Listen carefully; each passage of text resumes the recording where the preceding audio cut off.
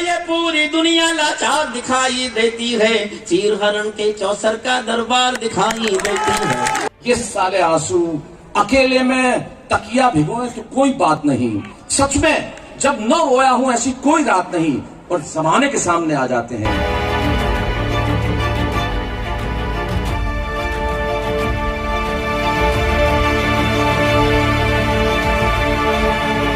तो फ्रेंड्स चलिए आज हम लोग चलते हैं कवि सम्मेलन में, जो यहाँ पर गोमती नगर में आज हो रहा है। Sip your chai, you got nothing to hide.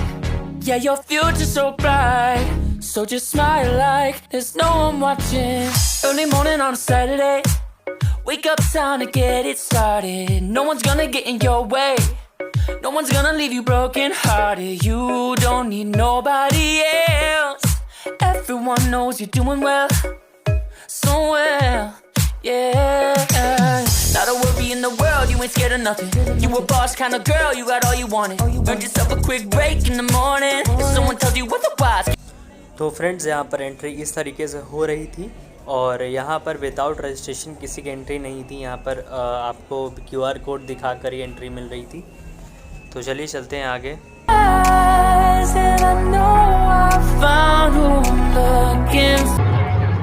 Hello guys, welcome to my channel. और आज हम लोग आए हैं भीमराव अम्बेडकर पार्क, जो यहाँ लखनऊ गोमती नगर में स्थित है। और आज यहाँ पर है आज तक वालों की तरफ से साहित्य सम्मेलन है, कवि सम्मेलन है।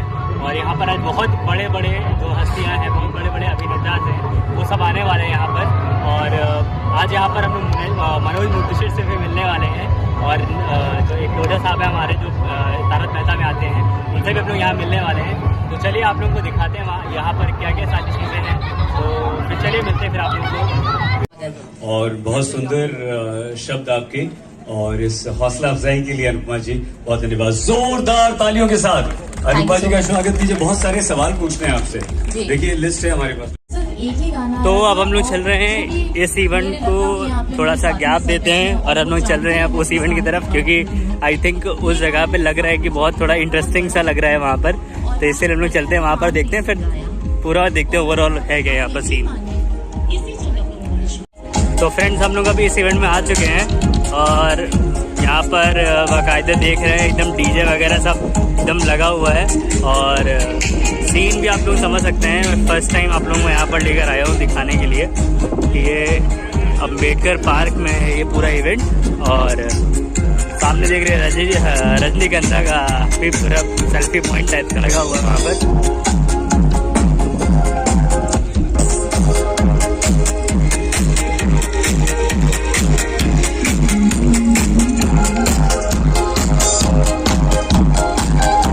क्या मिलेगा भाई।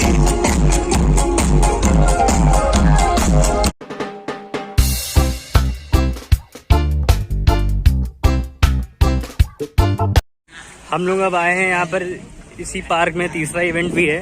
तो अब हम लोग उस जगह पर आए हैं, और आज आप लोग देख सकते हैं ना यहाँ पे हाथी कितने बड़े बड़े हैं। हाथी भाई साहब बहुत है तगड़े तगड़े, जितनी इसकी यहाँ मसल से। तो चलिए देखते हैं यहाँ पर कौन आया हुआ है साहित्य में। एक और यहाँ पर इवेंट है उन्हीं के द्वारा, देखते कहाँ यहाँ पर कौन है। आपने लॉ पढ़ाया, हिंदी आपने कम पढ़ी, लेकिन आपको चोट लग गई थी, उसके बावजूद आपके हाथ में फ्रैक्चर भी है, लेकिन आप हमारे इस मंच की शोभा बढ़ाने के लिए आए हैं। आपका बहुत धन्यवाद सर। उत्तराधि में आया तो इसलिए कि अभी जो दिल्ली में साहित्य आज तक हुआ था, मुझे उसमें भी जाना था। मैं तब भी बीमार था, मैं नहीं जा पाया था। अगर आज भी नहीं आता तो आप मुझे फिर नहीं बुलाते। देखिए, बहुत कविताएं तो जितना समय निश्चित है उसमें नहीं सुनाई जा सकती। मैं ऐसे ही कुछ प्रारंभिक पंक्तियां, और अगर कोई बहुत भारी प्रतिबंध नहीं हो तो जो लोग पीछे खड़े हैं, आगे जितनी जगह खाली है, इसमें अगर आके बैठ सकते। पैरों में अंगारे बांधे, सीने में तूफान भरे, आंखों में दो सागर आंजे, कई हिमालय शीश धरे। मैं धरती के आंसू का संतरास नहीं तो क्या गाऊं, मैं धरती के आंसू का संतरास नहीं तो क्या गाऊं, खूनी तालिबानों का इतिहास नहीं तो क्या गाऊं। सुनेंगे पूरी कविता? तो एक बार घनघोर तालियां बजाकर बताइए कि हमारे यहाँ आंखों में दो सागर आंजे, कई हिमालय शीश धरे। मैं धरती के आंसू का संतरास नहीं तो क्या गाऊं, खूनी तालिबानों का इतिहास नहीं तो क्या गाऊं, आगामी तूफानों का आभास नहीं तो क्या गाऊं, दुनिया के दादाओं का उपहास नहीं तो क्या गाऊं, दुनिया के दादाओं। ऐसे ही मन बढ़ाते रहिएगा। नई सदी परमाणु बम के गहने पहने बैठी है, नई सदी परमाणु बम के गहने पहने बैठी है, घायल धरती मां अंबर से पीड़ा कहने बैठी है, पुरवैया बम बंदूकों का जहर उगलते देखी है, विस्फोटों की गर्म हवा से नदी उबलते देखी है, नदी समंदर पर्वत घाटी झरने सब बेनूर मिले, कुदरत की सुंदरता के आभूषण चकनाचूर मिले।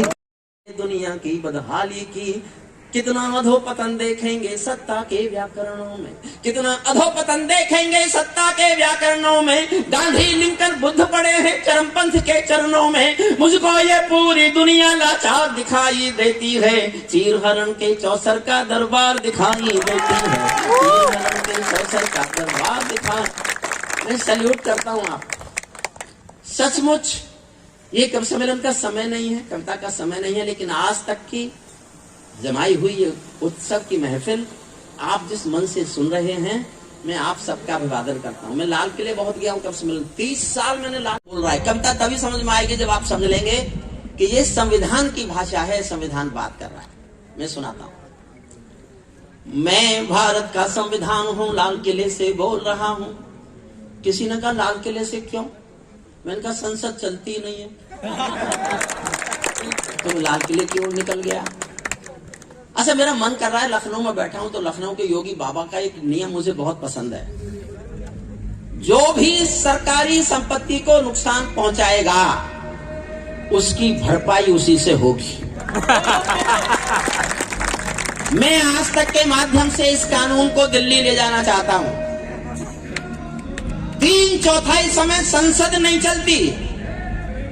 संसद का ना चलना भारत की जनता के पैसे का नुकसान है, ये सांसदों से वसूल किया जाना चाहिए। जब चाहे जिस दिन शोक सभा होती है उस दिन का भी भत्ता लेते हैं। मैं भारत का संविधान हूँ, लाल किले से बोल रहा हूँ, मेरा मंतर मन घायल है, दिल की गांठें खोल रहा हूँ। मैं शक्ति का अमर गर्व हूँ, आजादी का विजय पर्व हूँ, पहले राष्ट्रपति का गुण हूँ, बाबा भीमराव का मन हूँ। मैं बलिदानों का चंदन हूँ, कर्तव्यों का अभिनंदन हूँ। कभी कभी मैं रामायण हूँ, कभी कभी गीता होता हूँ, कभी कभी मैं रामायण हूँ, कभी कभी गीता होता हूँ। रावण वध पर हंस लेता हूँ, दुर्योधन हट पर रोता हूँ। मैं भारत का संविधान हूँ, लाल किले से बोल रहा हूँ। मेरे वादे समता के हैं, दीन दुखी से ममता के हैं। कोई भूखा नहीं रहेगा, कोई आंसू नहीं बहेगा। दिल में तीर सा चुभेगा तो तालियां भी वैसे ही उठाना। मेरे वादे क्या है संविधान में हुआ क्या? मेरे वादे समता के हैं, दीन दुखी से ममता के हैं। कोई भूखा नहीं रहेगा, कोई आंसू नहीं बहेगा। मेरा मन क्रंदन करता है जब कोई भूखा मरता है। मैं जब से आबाद हुआ हूँ, अपनों से बर्बाद हुआ हूँ। मैं ऊपर से हरा भरा हूँ, मैं ऊपर से हरा भरा हूँ। संसद में 100 बार मरा हूँ। संसद में 100 बार मरा हूँ। मैंने तो उपहार दिए हैं, मौलिक भी अधिकार दिए हैं। धर्म कर्म संसार दिया है, जीने का अधिकार दिया है। सबको भाषण की आजादी, कोई भी बन जाओ गांधी। लेकिन हुआ क्या? लेकिन तुमने अधिकारों का 130 करोड़ लोगों से बात करता है संविधान। लेकिन तुमने अधिकारों का, मुझ में लिखे उपचारों का ये कैसा उपचार किया है? ये कैसा उपचार किया है? ये कैसा उपचार किया है? मेरा भी अपहरण किया है, जैसे सीता हरण किया है। मैं भारत का संविधान हूँ, लाल किले से बोल रहा हूँ। बहुत धन्यवाद।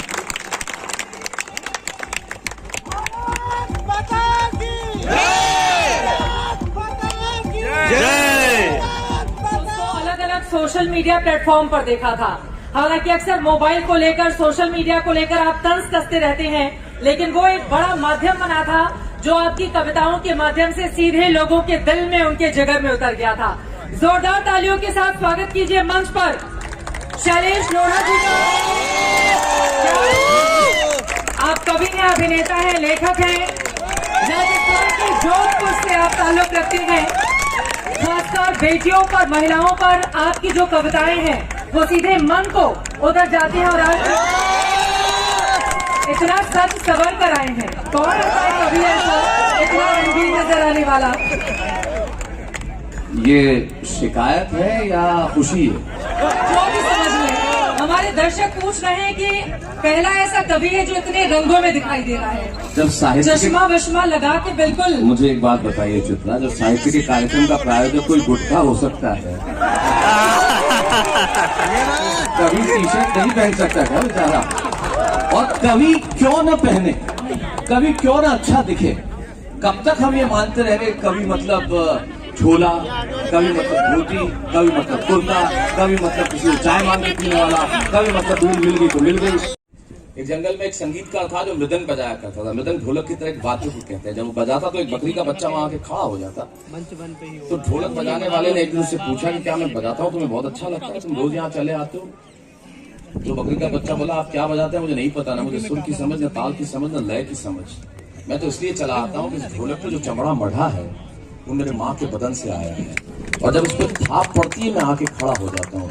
मेरी कविता माँ के पास न रहने पे भीतर से पड़ी हुई थाप की कविता है, वो सुनाता हूँ कि कल जब काम पर जा रहा था तो अचानक लगा कि कोई रोक लेगा मुझे। कल सुबह जब काम पर जा रहा था तो अचानक लगा कि कोई रोक लेगा मुझे और कहेगा खड़े खड़े दूध मत पी, हजम नहीं होगा। मुझे लगा कोई कहेगा खड़े खड़े दूध मत पी, हजम नहीं होगा। 2 घड़ी सांस ले ले, अरे इतनी ठंड, और कोट भूल गया, इसे भी अपने पास ले ले। मन में सोचा माँ रसोई से बोली होगी जिसके हाथों में सना आटा होगा।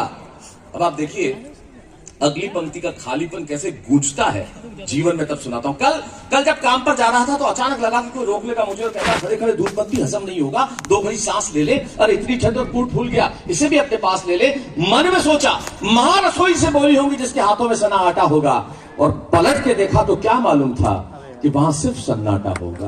पलट के देखा तो क्या मालूम था कि वहां सिर्फ सन्नाटा होगा। और हवाएं ही तो बात करती है मुझसे। जब जाऊंगा किसी खास काम से तो कोई कहेगा दही शक्कर खा ले। जब कोई नहीं होता ना तो ये हवाएं बात करती है, अंतरिक्ष बात करता है, निर्वात बात करता है। जब बात करता है तब हम सुनते नहीं है, जब बात करने वाला नहीं रहता तब अंतरिक्ष बात करता है। अब हवाएं तो बात करती है मुझसे। लगता है जब जाऊंगा किसी खास काम से तो कोई कहेगा दही शक्कर खा ले बेटा, अच्छा शगुन होता है। कोई कहेगा गुड़ खा ले बेटा।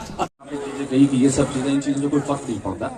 ये सारी सुविधाएं जो हैं ये इनका कोई अर्थ नहीं है। जब मैंने कहा था कि सपने ले लिए, सिसकियां दे दी, हौसला न दिया, हिचकियां दे दी, और तेरे यहां भी लफ्जों के माने अजीब है, ये तूने किस तरह की खुशियां दे दी।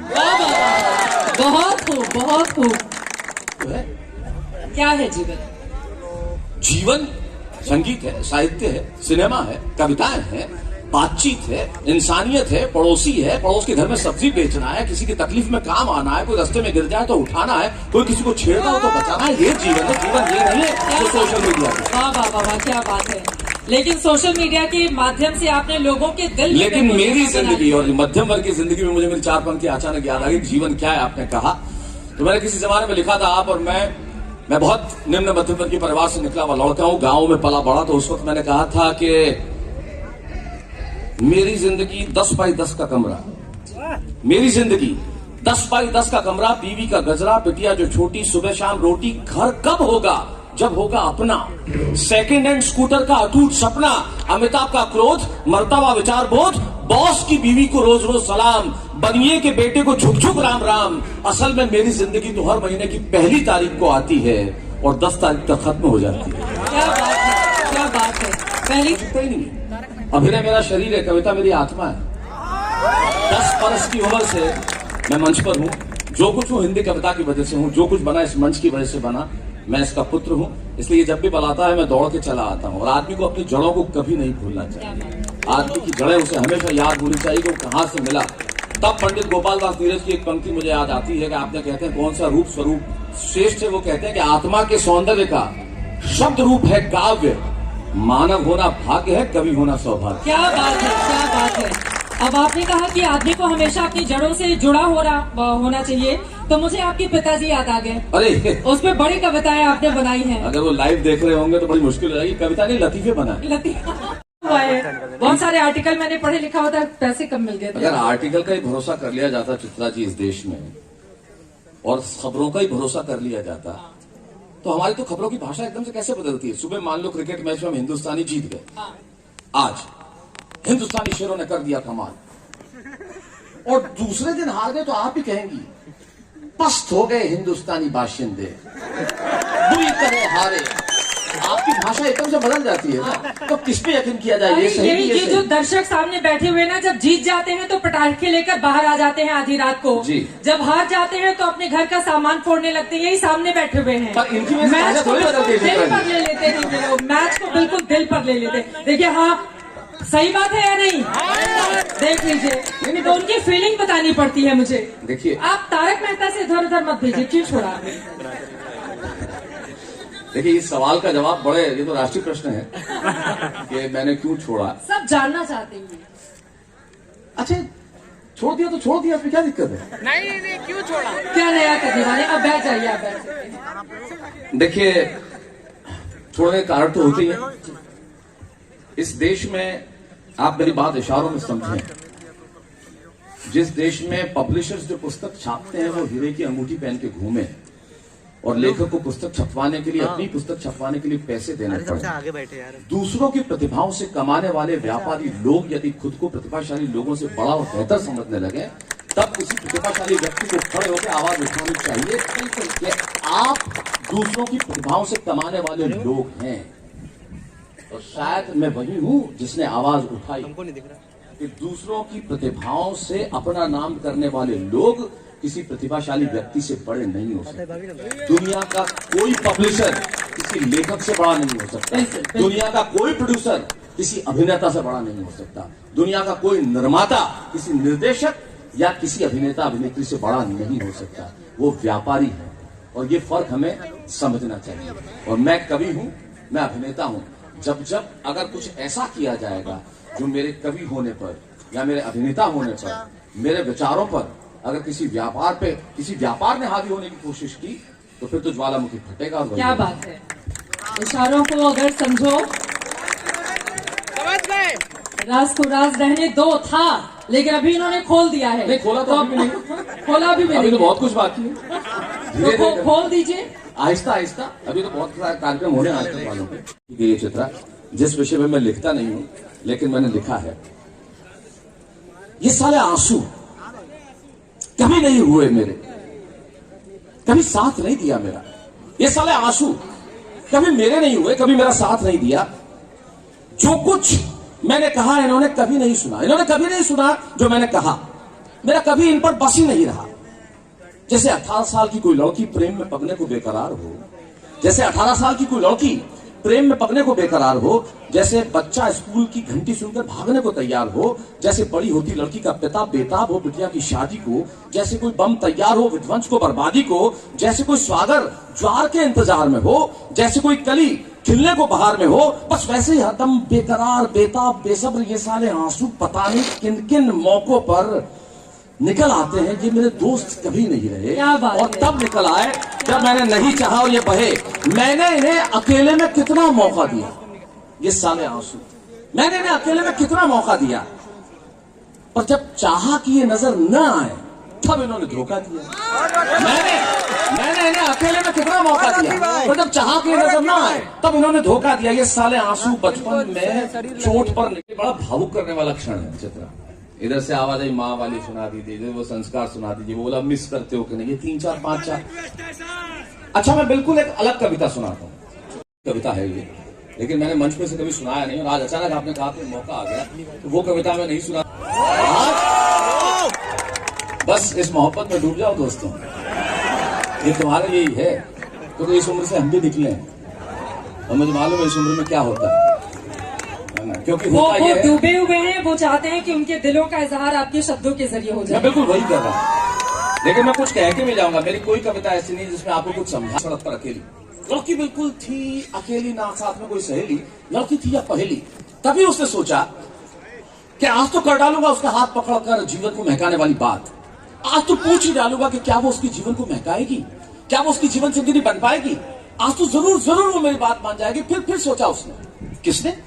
वो मेरे पड़ोस में रहने वाला सरकारी बाबू का लड़का, जो ये रोज सोचकर घर से निकलता कि आज कर लूंगा इस लड़की से बात, आज उससे पूछ लूंगा उसका नाम, लेकिन बात करना तो दूर, वो उसका नाम ही नहीं जान पाया था और मन ही मन उसने उसका नाम रख दिया अनामिका। हाँ, वो आई अनामिका। हाँ, वो आई अनामिका। अपने कोट के टूटे बटन को छिपाते हुए वो पहुंचा अनामिका के पास और नजरें मिलाई, और नजरें मिलाते ही न जाने क्यों वो बात तो नहीं कर पाया, लेकिन अचानक उसे कुछ याद आया। याद आने लगा उसे घर की टूटी छत से टपकता हुआ पानी। वो अपने कोट के टूटे बटन को छिपाते हुए पहुंचा अनामिका के पास और उससे नजरें मिलाई, नजरें मिलाते हुए बात तो नहीं कर पाया, किंतु अचानक उसे कुछ याद आया। याद आने लगा उसे घर की टूटी छत से टपकता हुआ पानी, माँ की 2 साड़ियां सालों पुरानी, बापू की खांसी और खत्म होती दवाई, बहन की बरसों से सूनी कलाई, कमरों में पसरा घना अंधेरा, हर तरफ लगा भूख का डेरा, टूटी फ्रेम में डिग्री का टंगा होना और दिन भर की सिसकियां, रातों का रोना और बगैर बात किए आगे बढ़ गया। याद आने लगा उसे घर की टूटी छत से टपकता हुआ पानी, माँ की 2 साड़ियां सालों पुरानी, बापू की खांसी और खत्म होती दवाई, बहन की बरसों से सूनी कलाई, कब्रों में पसरा घना अंधेरा, हर तरफ लगा भूख का डेरा, टूटी फ्रेम में डिग्री का टंगा होना, दिन भर की सिसकियां, रातों का रोना और वो बगैर बात किए आगे बढ़ गया, ये सोचकर कि कल कर लूंगा मैं इस लड़की से बात। जी में आया कि मैं रोक लूं उसे और समझाऊं। अब जो पंक्तियां हैं वो मोहब्बत चाहती है आपकी कि मैं क्या कहना चाहता हूं। जी में आया कि रोक लूं उसे और समझाऊं कि भाई सपना देखना ही है समाज में, तो 2 वक्त की रोटी का देख, कोई नौकरी छोटी मोटी का देख, अनामिका का नहीं, क्योंकि समाज की अनामिका रिजर्व है। सपना देखना ही है, कोई नौकरी छोटी मोटी का देख, 2 वक्त की रोटी का देख, अनामिका का नहीं, क्योंकि समाज की अनामिका रिजर्व है। अरे जिनके चेहरों पे चांदी की चमक होती है उनको मिलती है अनामिकाएं, जिनके जेब में दौलत की दमक होती है उनको मिलती है अनामिकाएं। और तूने समाज में कैसे सोच लिया कि अनामिका तेरी हो जाएगी और तुझसे कोई रिश्ता बनाएगी? अरे सरकारी बाबू के लड़के जेब से निपट करके ये पंक्ति सुनना जो मैं तंज कर रहा हूं, सारे समाज के मुंह पे कहता हूं, और सरकारी बाबू के लड़के और जेब से निकट करके ये तूने कैसे सोच लिया कि वो तेरी हो जाएगी और तुझसे कोई रिश्ता बनाएगी? अरे सरकारी बाबू के लड़के और जेब से निकट करके मेरे देश में रिश्ते लड़के और लड़की में नहीं, स्टेटस टू स्टेटस बनाया जाता है। मेरे देश में रिश्ते लड़के और लड़की में नहीं, स्टेटस टू स्टेटस बनाए जाते हैं। दोस्ती कारों से कारों के बीच में होती है और प्यार बंगलों से बंगलों के बीच में किया जाता है। दोस्ती कारों से कारों के बीच में होती है और प्यार बंगलों से बंगलों के बीच में किया जाता है, इसलिए उसको प्यार करने का मोह मत करना। और हाँ अनामिका, इस बालक को इस अपराध के लिए क्षमा करना, क्योंकि वो नहीं जानता कि इस समाज की यही परंपरा रही है कि अनामिका उस जैसे लोगों के लिए नहीं है, अनामिका उस जैसे लोगों के लिए नहीं है। और बाद में अनामिका कभी मिल गई तो उसने ये पूछ भी लिया होगा कि पहले बताया होता, इतनी मोहब्बत करते थे। अब बेचारा कोट का टूटा बटन छिपाया, ये बताए गरीब आदमी रोटी का इंतजाम करे या मोहब्बत करे? मोहब्बत तो शक्ल है साहब, ये फेसबुक, ये इंस्टाग्राम, ये रील्स, ये ब्लूटेक, ये चैट, ये मोहब्बत नहीं है। ये तो उस उम्र का जुनून है जो थोड़े दिनों में निकल जाएगा। और जब जिससे मोहब्बत करते थे वो मोहल्ले में वापस आएगी 20 किलो वजन बढ़ा के 2 बच्चों के साथ, तो खुद ही सोचेंगे अरे यार नहीं था, तो उम्र का दौर है, निकल जाएगा।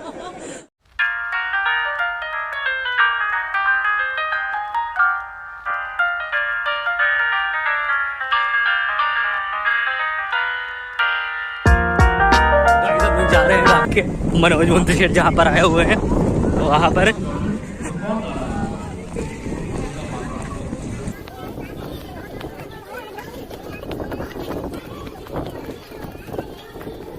इनका वादा क्या है हमसे? इन फौजियों का वादा मुझसे और आपसे क्या है? ऐ माँ, भरोसा रखना अपनी संतानों पर, हम तिरंगा गाड़ देंगे आसमानों पर। रखना अपनी संतानों पर, हम तिरंगा गाड़ देंगे आसमानों पर। दुश्मनों सुन लो, हमें झुकना नहीं आता, तुम्हारी गोलियां कम है, हमारी छातियां ज्यादा। कौन तुम्हें 2 वक्त का खाना देगा? कहां रहोगे? ये डर हर माँ को होता है, आपकी माँ को भी होगा। और पिछले कुछ दिनों में जो हालात हुए हैं, हमने देखा है एक ऐसी हवा बनी है, एक ऐसा माहौल बना है कि जैसे मुंबई कोई बड़ी डरावनी जगह है, वहां आ गए तो फिर जिंदा बच के निकलना मुश्किल हो जाएगा। लेकिन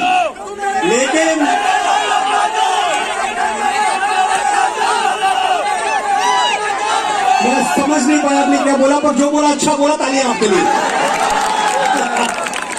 आपकी तरफ से आज मैं मुंबई सिनेमा, आर्ट, लिटरेचर, इस दुनिया के जितने भी खलीफा हैं जो ये समझते हैं कि लखनऊ वाले कुछ कर नहीं पाएंगे, लखनऊ वाले आएंगे तो कलाकार नहीं बन पाएंगे, अदाकार नहीं बन पाएंगे, छोटे शहर को जो नीची नजर से देखते हैं, छोटी नजर से देखते हैं, आज मैं उनसे एक बात कहना चाहता हूं कि मुझे पानी मंगा दीजिए।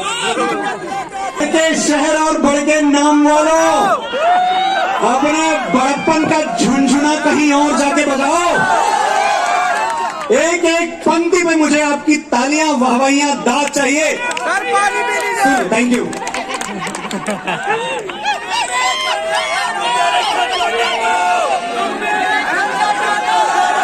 सुनो, अच्छा ये लखनऊ बोल रहा है, ये मैं नहीं बोल नहीं पाएंगे।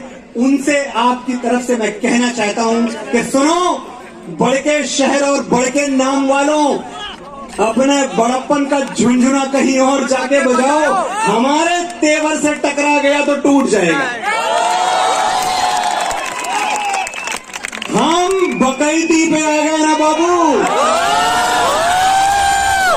तो बड़ों का पसीना छूट जाएगा। हम जानते हैं तुम पावर में हो, तुम्हारे खरीदे हुए जौहरी हमको हीरा नहीं पत्थर कहेंगे, हम फिर भी चमकते रहेंगे। इमारत खड़ी कर ली जो मैंने किया, तो ही टूटा हुआ दिल काम आया यार, उसको भी इस्तेमाल करना। जो लिखता है मुकद्दर की इबारत, हर उस लड़की से जो तुम्हारी फटी हुई जेब देख के तुम्हारा दिल तोड़ के चली जाती है, नहीं सब नहीं करती हैं। एक सामने नीलम बैठी हुई है, 2000 रुपए मेरे पास थे, इन्होंने बोला मुझे तो यही 2000 वाला चाहिए।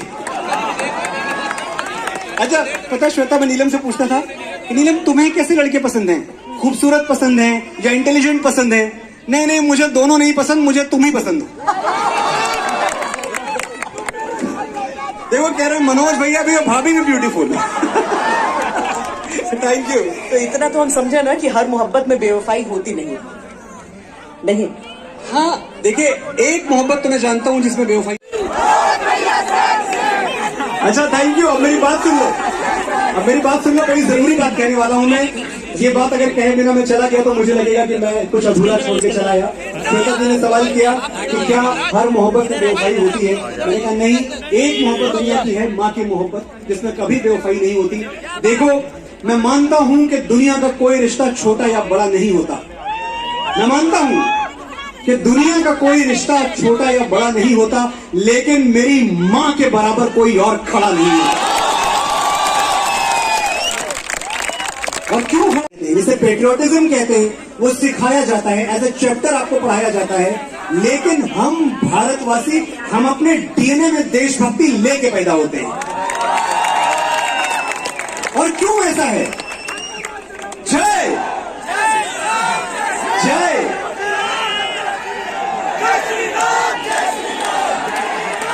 अच्छा ये बात पूरी सुन लो कि क्यों आप लोग देशभक्त हैं, क्यों आप लोग और मैं, श्वेता जी, जितने भी लोग इस भारतवर्ष की मिट्टी में पैदा होते हैं, उनको देशभक्ति सिखानी इसलिए नहीं पड़ती क्योंकि ये देश है अलबेलों का, मतवाले यहाँ रहते हैं, मिट जाए तिरंगे पर जो वो जियाले यहाँ रहते हैं। दुनिया में सिर्फ हम ही हैं जो मुल्क को माँ कहते हैं। तो अगर आप अपनी माटी को माँ कहते हो तो माँ से मोहब्बत सीखनी थोड़ी पड़ती है, कोई क्रैश कोर्स थोड़ी करना है आपको, किसी स्कूल कॉलेज में जाके थोड़ी सीखना है कि माँ से मोहब्बत कैसे की जाए। यही वजह है श्वेता जी। तो कैप्टन विक्रम बत्रा अमर है, बंकरों पे बम गिरा के बोल जिंदाबाद, तू शेर शाह हरदम रहेगा, सरहदों को याद तू फूंकता जा जालिमों की बस्तियां, दुश्मनों को क्या पता है आपकी औलाद तू।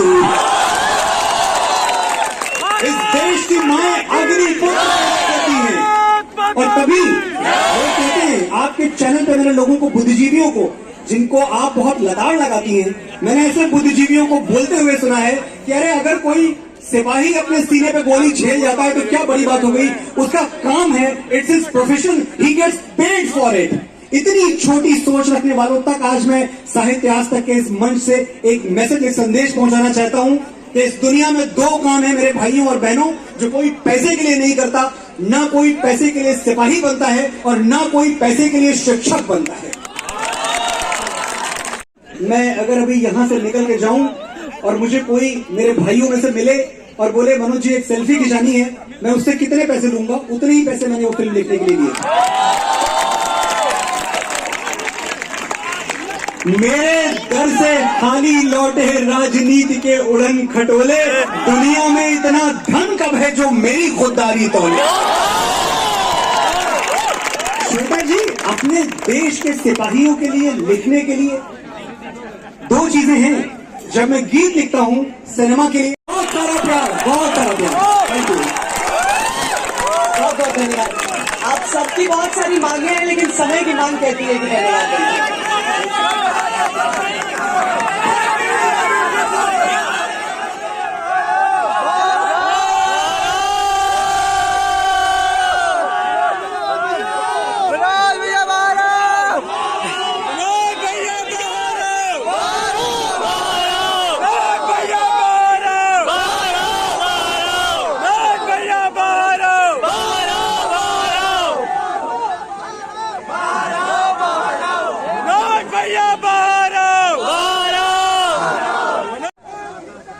यहाँ पे सब मनोज भैया का वेट कर रहे हैं अभी।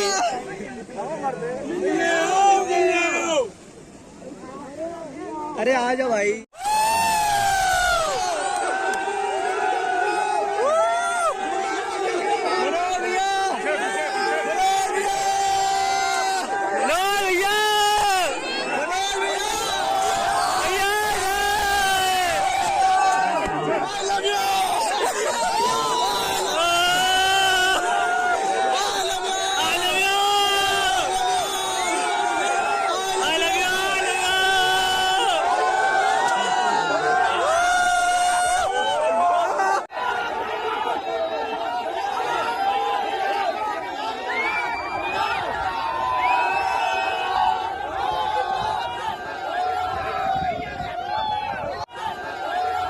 यहाँ पर मनोज मुंतशिर से मिलने के लिए आप लोग पीछे देख सकते हैं कितने लोग यहाँ पर आए हुए थे। और अभी हम लोगों ने भी यहाँ पर मिला, आप लोगों ने जैसे भी वीडियो में देखा है हम लोगों की। और अब हम लोग चलते हैं, देखते हैं और कहाँ पर कौन कौन से इवेंट्स हो रहे हैं यहाँ पर। तो चलिए चलते हैं। यहाँ पर हमारे भाई लोग भी साथ में हैं, ये देखिए गोलू भाई लोग भी हैं, ये फ्रेंड्स भी हैं। आप इनको तो आपने देखा होगा शायद पिछले वाले ब्लॉग में, महाशिवरात्रि वाले में ये सब थे।